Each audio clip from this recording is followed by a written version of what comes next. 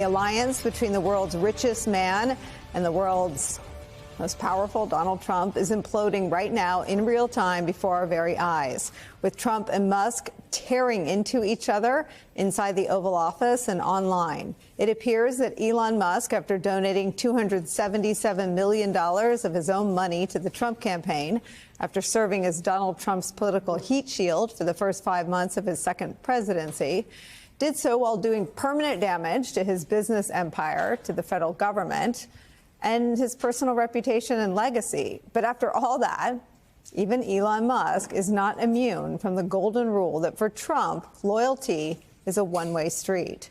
But Musk is not going quietly into the night.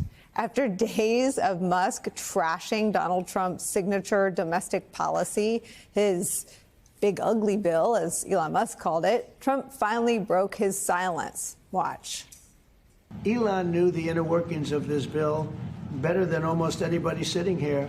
And he only developed the problem when he found out that we're going to have to cut the EV mandate. He knew every aspect of this bill. He knew it better than almost anybody. And he never had a problem until right after he left. He said the most beautiful things about me. And he hasn't said bad about me personally, but I'm sure that'll be next.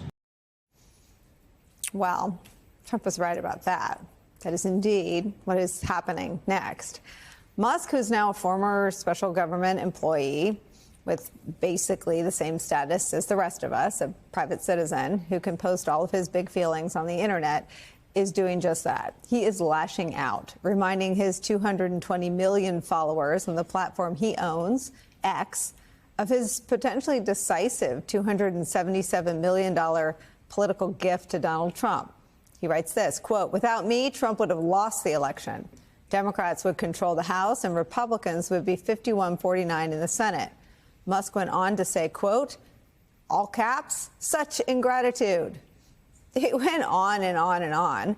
Trump even threatened to cancel Musk's billions of dollars worth of contracts, to which Musk fired back, accusing Donald Trump of, wait for it, covering up his role in the Epstein files. Yes, Elon Musk went there.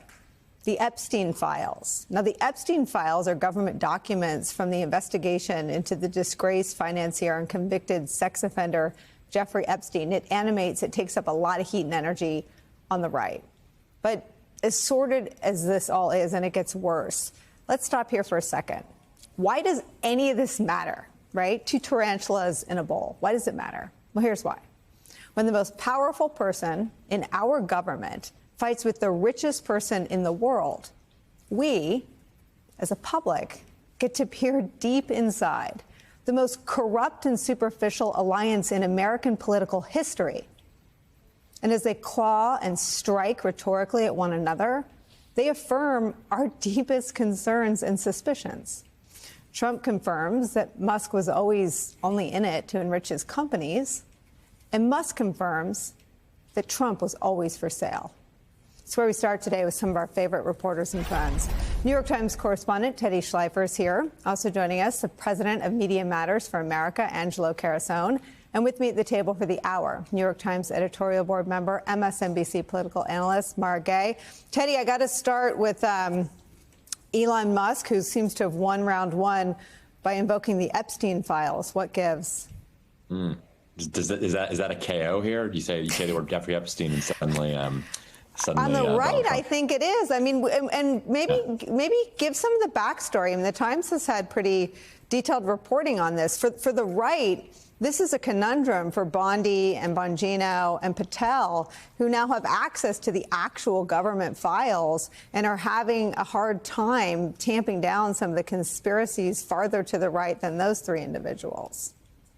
Sure. I mean, the fact that Elon went there, as you put it, the speed by which this has disintegrated to Jeffrey Epstein is a marvel, including to some of Elon's own friends who I've been in touch with throughout the day today, who are shocked that, people that I texted at 12 o'clock, by 2 o'clock, their phones are dropping and their mouths are agape.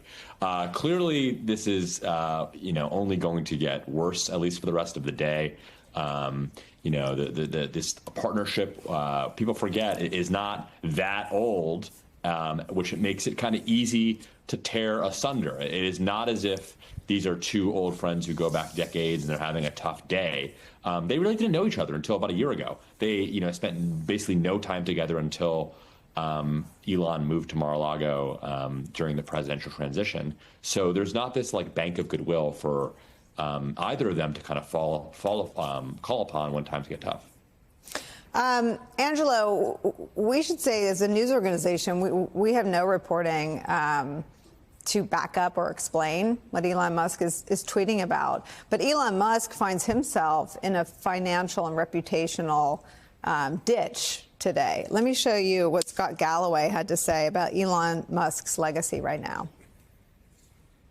I think his legacy is not going to be an EV or putting rockets into space. I think it's going to be unnecessary death, disease, and disability of the world's most vulnerable. That is not what it means to be an innovator.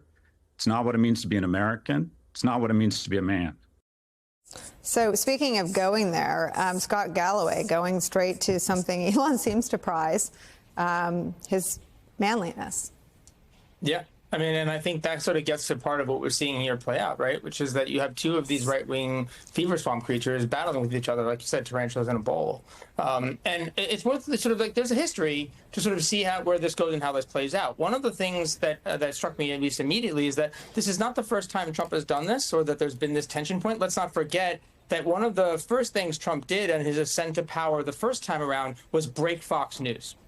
Was leapfrog the editorial control that the Murdochs had over that network and get directly to the audience. There was a point in time when he was boycotting Fox News, when he was propping up alternative programming, and because he understands that anything that has influence or control or disproportionate control over the zeitgeist will be a real meaningful check to his power, especially because it's populist driven. So it's important for him to be able to break it so that he can maintain the agenda setting power over the larger right-wing media ecosystem. This Musk dispute, though, is different, and it gets to the point that you raised initially, which is that there's a lot of toxic masculinity here unfolding, a lot of masculinity, a lot of sort of high on their own supply. They've sort of built these characters. It's like as if WWE stars suddenly, live the role so long that they no longer are able to separate their real identity from the fictional character that they play. And as a result of that, they act in public life in ways that are aligned with what their character does. And what does that mean when you have a game of chicken like this? Well,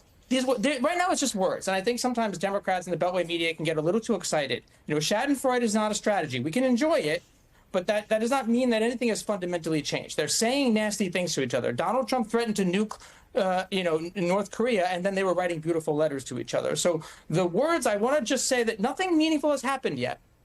They haven't done anything. Elon Musk hasn't tipped his hands on that little algorithm scale and given a multiplier or started limiting or depressing the content of sort of Trump and Trump allies yet, right? He hasn't tried to tip the scales. He's identified some fractures and some soft spots, and he said he's willing to hit them, but they haven't done anything yet. And vice versa. Trump has threatened, they haven't done anything yet. And I think that, to me, is the core here, is that you have two people that are deeply tied into this zeitgeist that believe that feminism has somehow eroded the testosterone and masculinity of men. That is the audience they are speaking to. And that is the audience that they're so deeply connected with that I think ultimately what it means is that I don't know if they can stop this game of chicken. I don't know where the checks are or the mechanisms that slow this down, given that the audience here is not the traditional political calculus, but it is the fever swamp that these creatures come from. And there are no checks there. One of them is going to have to act first, and that's going to lead to a cycle. Well, Angela, let me just push back respectfully. I mean, the insurrection, no one does anything except use words. Words like, I didn't lose. The election was stolen from me. So there are acts, the most sprawling investigation in the history of the United States Department of Justice emanates from words.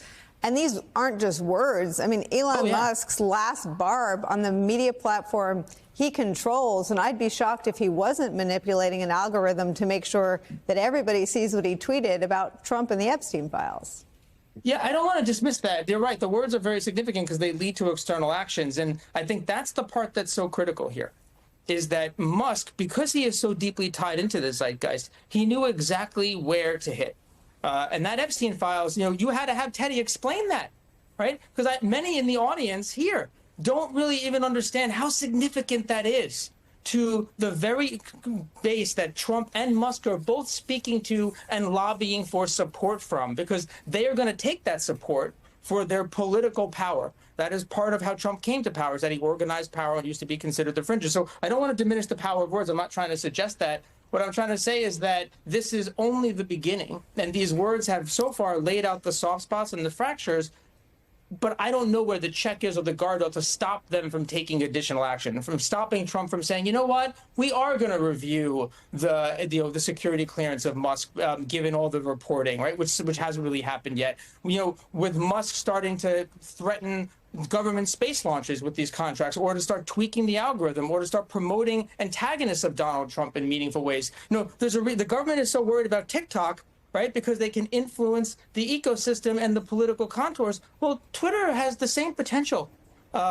if you start to tinker with it in similar ways. So that's what I was referring to, is that they've only just begun, and the very landscape, that masculinity piece that you sort of started out at the beginning, prevents them from backing away from the ledge right now. There's not a referee, there's not an arbiter. It's not clear how it stops.